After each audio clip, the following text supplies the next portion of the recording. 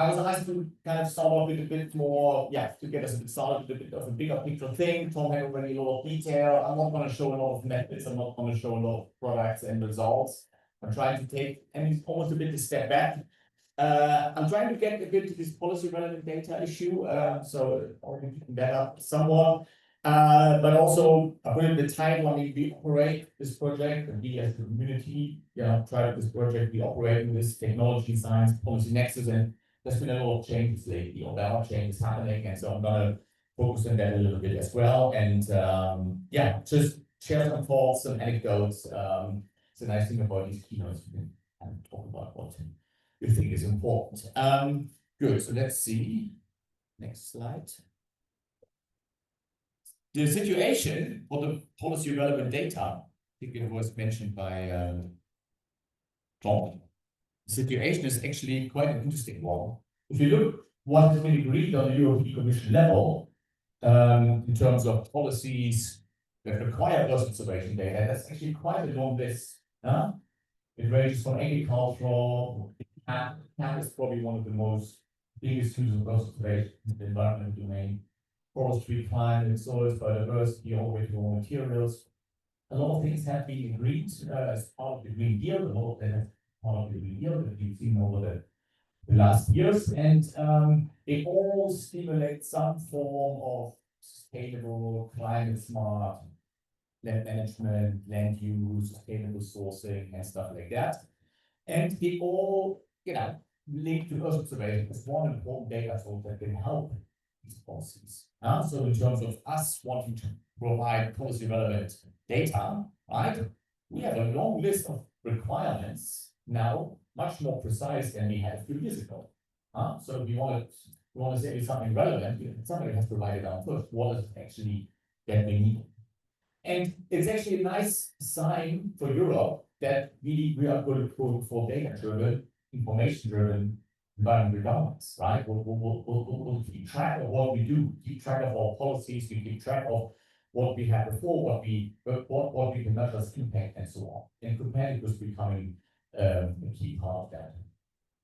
One of the development in this is that we are moving a bit from what we traditionally used Earth observation for, which is more in kind of the awareness, right, to policy or responding to problems and understanding what the problem is and who's responsible and these kind of things, right? That's typically what we have been providing a lot of information on Earth policies, but increasingly we see the use in policy design, but more importantly, and that again comes to policy relevance, in the implementation and then the evaluation of compliance monitoring.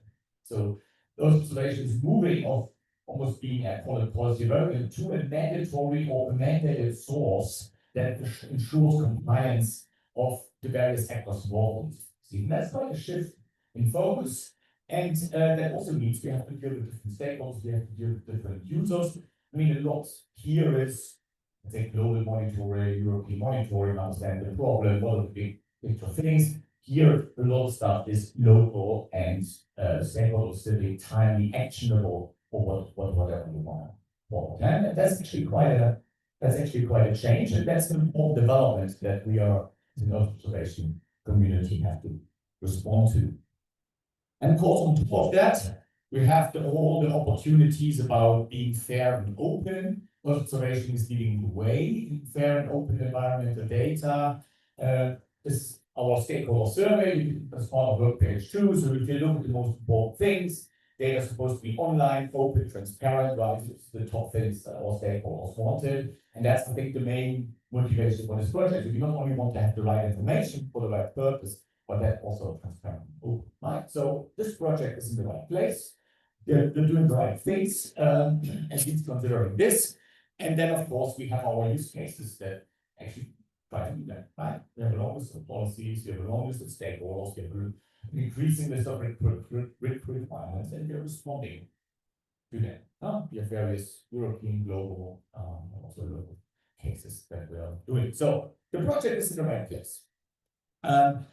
Just to give an example, I think it was already shown, right? So we will this kind of idea of keeping track what commodities are replaced in forests, right? We can use Earth observation to do that. We can do that using spatial. Let's work at Herold is doing is a nice example of where you can add transparency, where you can add open data to a global issue, and that can be spatially explicitly tracked when it links to commodities and trading to the group.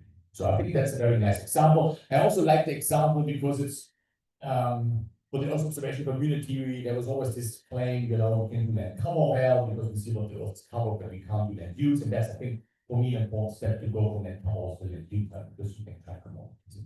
You can actually track net use changes rather than just net power changes. Good. There's even more to come when we look at the future of competitors, right? There will be, we have our sentinels in place, Google embeddings, we just see.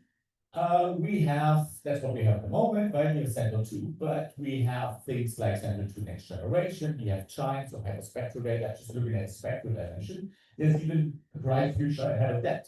Giants supposed to launch in 2029. Sentinel 2 next generation is a bit after that. And what you see, we go to higher spatial resolution, and they have added additional spectral bands for specific features of interest, right? So there are specific features. Water, vegetation characteristics, greenhouse gas, and so on. So there is an improvement both spectral and spatial, and we have also this hyperspectral. So we have even more spectral information to deal with to do the kind of services, to do the kind of policy relevant stuff that we are set out to do. So, and you look at these various parameters, right? They are all traceable to these policies that I mentioned before, right? These are all traceable, right? When improved spectral information can help to get us better information on those. Not all of that is operational in the sense of competitive service. So there is still some work that has to be done. So there's a need for R&D. There's a need for, I guess, how well. I think that's the thing. The more detailed, the more quantitative you go, we have to really work with the signal and have to be calibrated, validate the signal well. But again, it's another opportunity even looking ahead. So in that sense, the future is relatively bright. What policy is asking, or what Copernicus and us can deliver, and what we're able to respond to. And that, I think there's more work for us as a community to be done, because at least on Copernicus side, the data is no so. Good. So that's for the good part of the talk. But we have also seen quite some political backpedaling over the last year in particular. And I'm going to talk about some of these examples. So one of the things that the European Commission has been negotiating with the member states is what's called a forest monitoring law, right? That there's need to keep track of change in European forests. I think there was to do that. The way forest monitoring that has been done in Europe has not been really up to speed. And so there was a good draft of this forest monitoring law in 23, which had a table of forest indicators that's supposed to be delivered from Earth observation. That was what's so-called the Annex 1. There was an Annex 2 on the data delivered by the member states, which typically come from national forest inventory, kind of ground-based measurements, not as stuff that can do with Earth observation. And there was actually an Annex 3, which has a list of variables that are potential future Earth observation contributions. So things that are, these things here are, say more or less good level of operationality, but there are things, for example, like biomass, forest type, structural variables, disturbance types. So some of the things which is a bit more ideas, but they ended up in Annex 3. Right? So, and then of course, we as also observation community, there's already work being done, so people putting together data groups of forest information, showing that European-wide forest monitoring is possible. We can derive these things, and as a product, I'm not saying we have the solution to everything, but I mean, from a conceptual point of view, it's possible to provide something that's EU-wide, consistent, high resolution, transparent and open, timely. Some of the things we don't have for the time being when it comes to European forest assessment. Well, in the meantime, the draft of the legislation has really held back, and there was clearly signals from the policy process that the first observation contribution is about. And that's one of the reasons that quite a few people in the room, we came together and we provided an open letter to the legislative process saying, we do ask for full consideration of the Earth observation potential in this forest monitoring. That letter, I guess some of you have signed, it's available. We publish it also on the Monitor website as a contribution, and hopefully the observation community can pick that up. And we can say that the letter did not have any. Because what we end up with, and that's, I'm not in the policy process, but that's the latest I gathered, is from the list what was there. Everything is gone, and X3 is completely gone, and X1 is gone except for fire stuff and for something of forest disturbance and all that part. So the legislation contribution that was mentioned in the legislation is trying to get absolute ban on fire and all that. That's a decision, and I can say, from what I've heard, is there's a major European countries that basically argued against it and said, we don't need this. We don't want this. And I think legislation is still in progress. I don't know if somebody is here a bit more deeply involved, but that it looks like it's moving in that direction. So we have a massive backpedaling, knowing that the progress we've made in forest monitoring over the years, like it's no observation community, it's one of the most obvious things in the land sector that we can monitor well. And still, what I think, we are remaining in the 20th century when it comes to European forest monitoring. Because it's not that all these things are not important, but basically what's said, it's up to the member states to do it. It's up to the member states to do it, which is fair. So they can decide to do observation, but then you wonder what's the advantage of that law if we basically they can already do it. So it's a bit of an unfortunate thing. Still, I mean, when it comes to these other disturbances near the time alerts, I just want to say that yes, of course, there is stuff that can be done, and I want to show an example from Wageningen, and that's Since van der Woude. So it's gonna come out very soon. There is a monthly, eventually maybe a weekly product tracking forest disturbance in Europe, and the tropical forest disturbance alert system. It's now being migrated to Europe and adjusted to Europe. So you can track on a monthly level, right? It's monthly here, this is somewhere in Poland, right? You can track basically when forest disturbances are happening. My point here is, first of all, besides the fact that it's technically possible, that's not what the current law is asking. They're not looking for what they call forest management. This is forest management. They're looking, right? They're only interested in what we call disturbances, which is natural or kind of induced these kind of changes. So even these kind of data is not what is being asked. Right, so this is just to show what kind of level of handling back we actually had. So that was a very unfortunate experience, we have to say. And you do see that not only in the forest monitoring world, and basically it's a sign of member states, or some people in member states saying, we don't want open and transparent data. We don't want people to know what happens in our forests. Right? We want to keep control of this. Right? And I mean, let's see what the final legislation will look like and what it would mean, but that basically is a big step back on what we actually want to achieve as a project, right? So that's not a good sign. And it's particularly not a good sign because we have a big problem in Europe when it comes to our climate policies. There was a paper recently that showed, and it's a complex graph, but I just want you to look at this trend. This is the forest carbon sink declining over the last years. Right, so we're losing the forest carbon sink that we actually need to achieve our climate goals, and that's not from some kind of science or observation data. That's now coming from the inventory. So the countries, science has indicated that already years ago that there's something happening. Now finally the inventory is kept up, and we see this sink declining, and that is really the big problem because our climate targets, achieving our climate targets, depend on actually that sink. We're counting on that sink to happen. There are several reasons why this thing is declining, but one story I want to tell along with that, and why we only now noticing that we're actually losing the sink, so that everybody seems to believe it. I can give an example from my own country, Germany.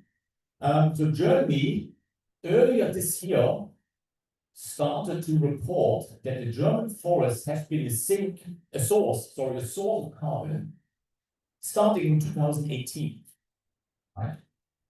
So we know that Germany had massive forest disturbances in around starting about 2018, right?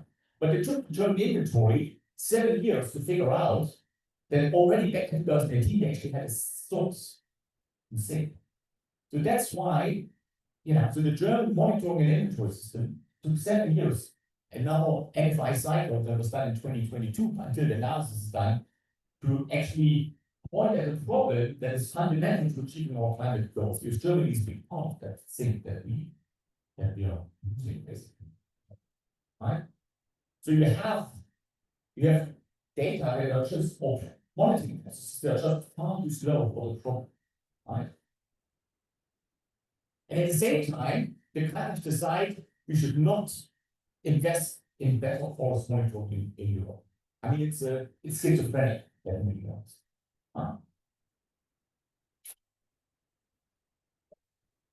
You see more backpedaling, as I mentioned. So it was just, I think it was like 3-4 days ago that there are discussions about the climate targets again, right? Big countries all want to discuss, they want to make decisions. There's a drifting away from the land, including the land sector and the climate targets. That thing it's almost a bit neglected now. And well, there are certain reasons, but often one reason that's cited is because the land sector, in general, the land sector is just, there's high uncertainty there, right? And it is a relatively uncertain sector when it comes to greenhouse gases. But then on the other hand, you have the opportunities to monitor that in much more timely, much more accurate ways. You don't do it, and then you complain about the cost, right? Again, it's really very strange to me. And again, it's not going in the right direction.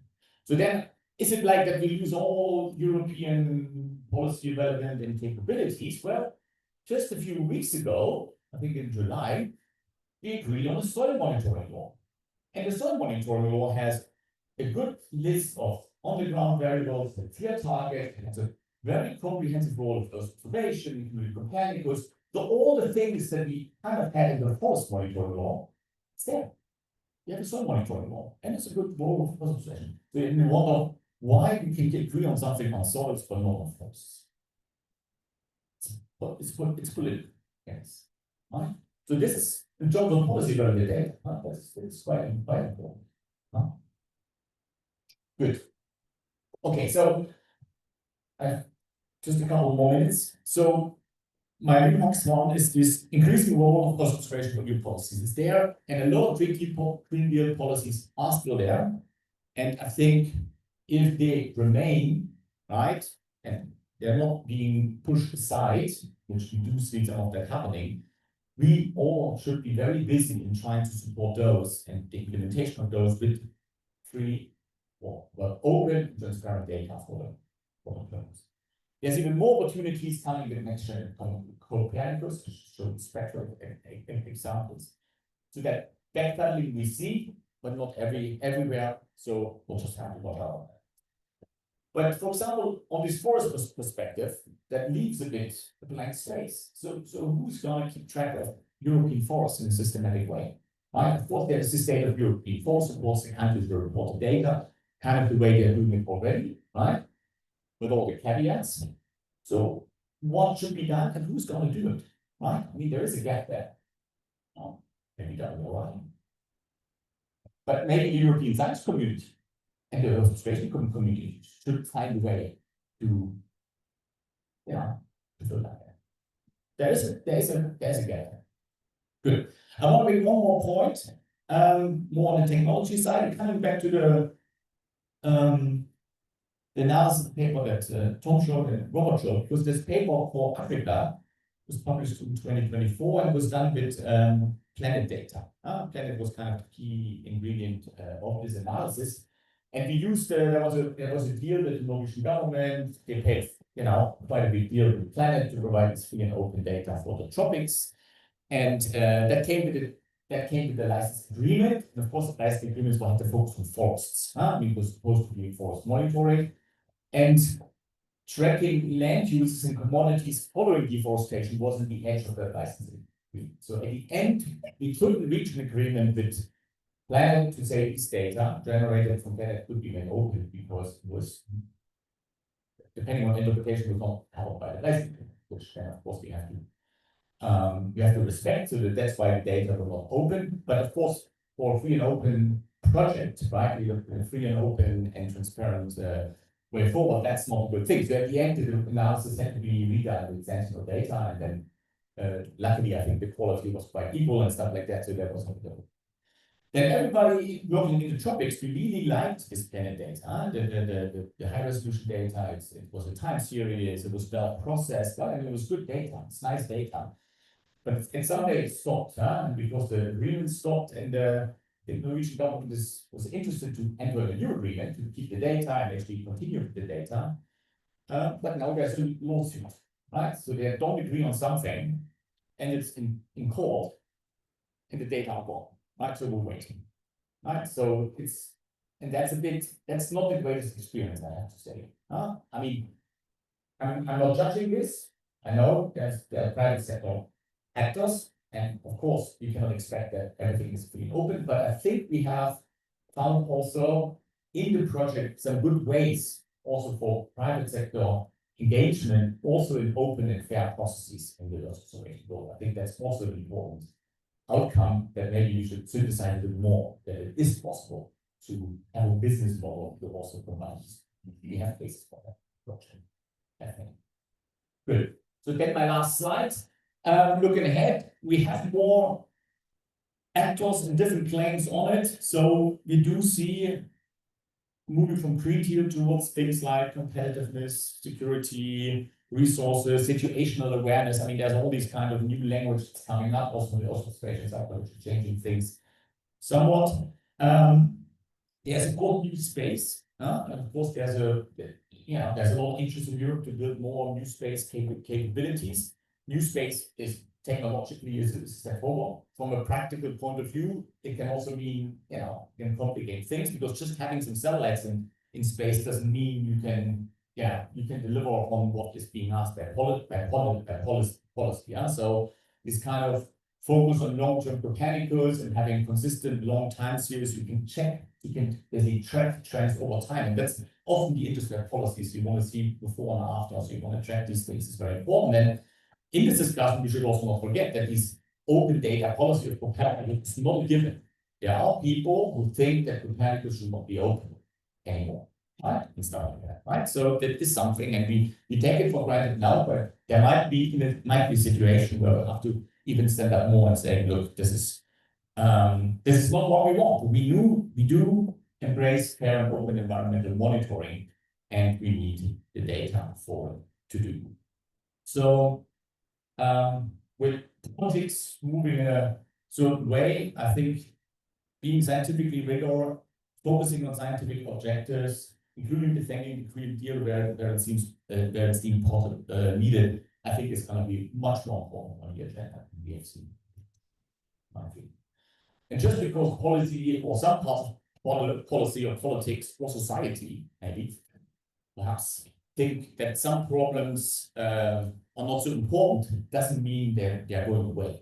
I mean, climate change issues, environment, they're not going away. They're still there, just because people care less about it.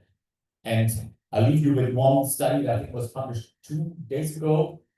That just because of these heat wave storms and floods that we had, there's a loss of just 126 billion Europeans. Just to give you the forest sector, the logging sector in Europe is 30 billion, right? Just to give you a bit of a number. So the problem's not going to go away. And I think that's something that we also have to be aware of. Good. Those are my thoughts. Thanks.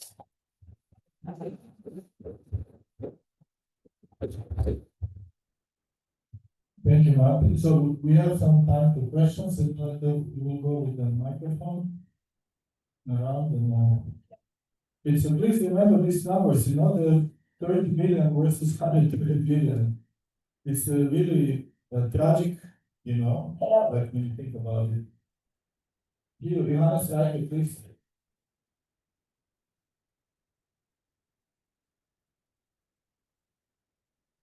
Thanks, Martin.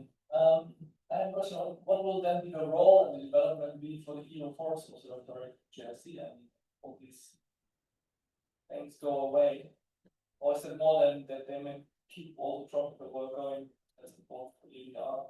Or I think so. The forest monitoring law was focusing on European forest monitoring. Yeah? So they find an agreement with the member states, national monitoring versus European scale monitoring, and find a governance structure on how to organize that for the future. And that governance structure now looks like that it's basically back to the member states, except for these one or two special things, minor things that I mentioned. Not minor, it's also important, but it's much less than was in the initial draft. Of course, a bit the typical idea about Copernicus is if you have a legislation that has certain requirement when it comes to Earth observation, Copernicus provides the space assets, the data, but eventually could also provide services to provide that data, right? I mean, there's a logic there. If there's a policy demand, the implementation that's being done, and of course, I think that's the whole then likely not happen. I'm just speculating a bit. Or if there would have been a clear mandate, that would have been something. So who's going to pick that up and what the JRC is going to do next? The legislation is not there yet. We don't even know the final outcomes, but once that is there, we'll see. And it will be probably much less than what was expected at some point.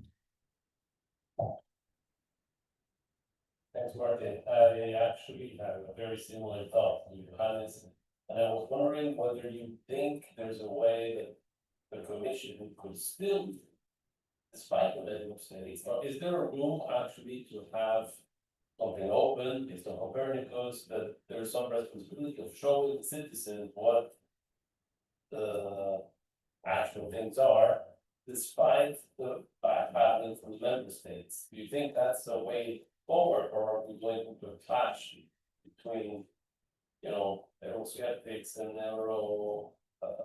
evaluators?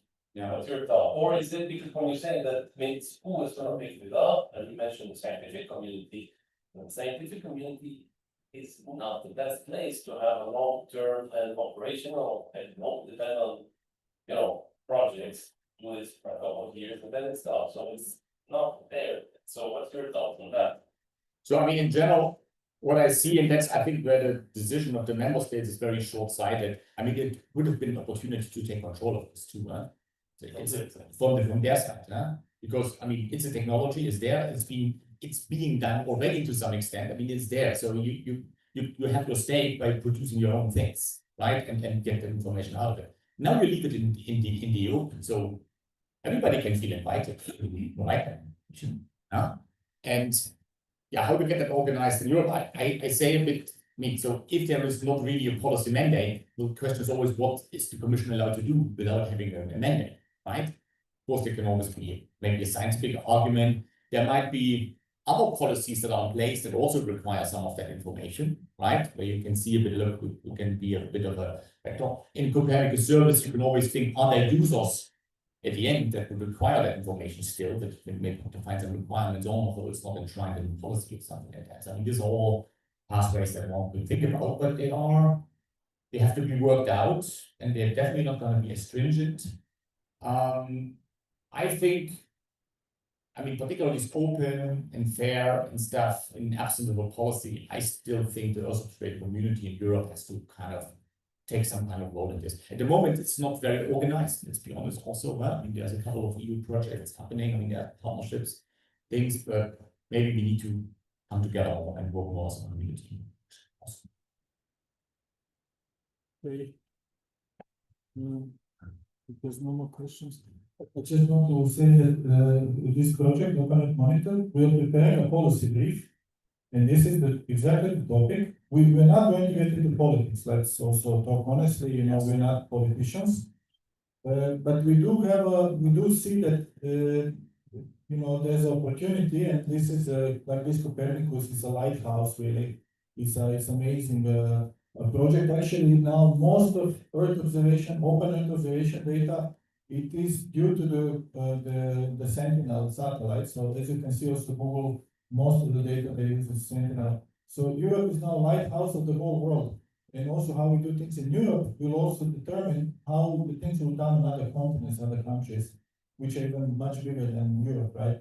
And I think for me, it was really striking to see things getting crossed out. We as a scientist, we say somebody who's trying to block information because, people have a right for information, and if we can produce this information, should reach all the people. Not saying like you should do this or that, we're not going to get into politics, but people have a right to know. Remember that people have the right to know, and we can make this information objectively. We're not, funded by some corporations or something, I don't know, forest products corporation. So we also just interested to understand as scientists. We just want to know what is happening, what is the happening vegetation, what are the trends, what is the uncertainty with that, and how is it changing over years. So we will write the policy brief, and we will keep it posted when the policy brief comes out.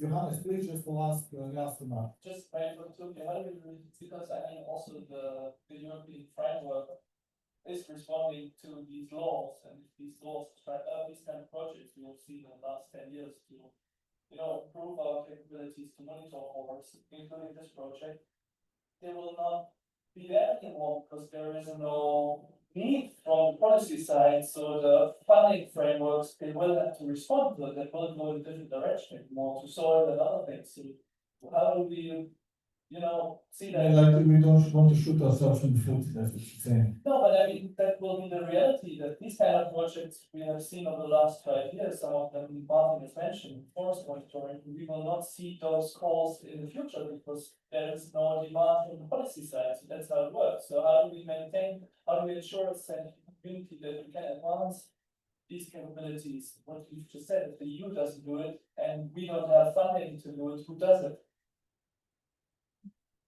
Yeah, so I mean, like when you think about this, it's you have the governments, the elite, political elites, they distribute the national budget, and then you have the European Commission has a way smaller budget than countries. But that's not the end of the story. You have also NGOs, and you have the journalists, and you have some civil society organizations, and we are scientists, we cannot solve these problems, but we will write this policy brief, and we have to write honestly and not be afraid of maybe losing funding or something. We have to put our morality and the truth, at the front and say honestly, we think this is a pity that you are not using this information. That's not this, this data that you could derive from Copernicus. It's actually a low cost. Consider how much Copernicus mission costs, right? So we can produce all this data, and people should have access to that, and they should reach the people. Now, whether they're going to be really used for management or not, that's a different issue. But let's start just with that. We have to play a little role. Now, we cannot play a big role, of course, but we have to play a little role, and we will write that policy brief very carefully. We also don't want to make mistakes. So it will be written very carefully. And with this thing, we have to stop. I think you deserve a coffee. And so let's go for a little coffee break. You have to be back at 11, right? 11, and then we continue. So please come back here at 11. Thank you, everyone.